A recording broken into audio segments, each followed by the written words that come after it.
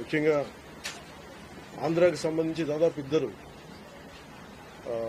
కుటుంబాలతో సహా వెళ్లిన ఇద్దరిని చనిపోయిన 27 మందిలో కూడా ఇద్దరు ఆంధ్ర ప్రాంతానికి చెందిన వాళ్ళు కూడా ఉన్నారు.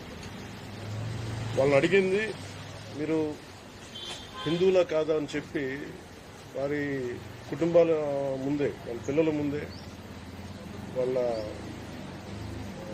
సహధర్మచారుల ముందే మ్యాగజైన్ ఎంటీ చేశారు, తల లేకుండా చేశారు. హిందువా ముస్లిమా అనే అర్థం తేల్చుకోవడానికి కల్మా చదవమని. ఇంత ఘాతుకంగా చంపిన తర్వాత దేశం మొత్తం కూడా ఒక డెసిసివ్ యాక్షన్, ఒక బోల్డ్ యాక్షన్ కోసం ఎదురు చూసింది. అది నిన్న రాత్రి జరగటం.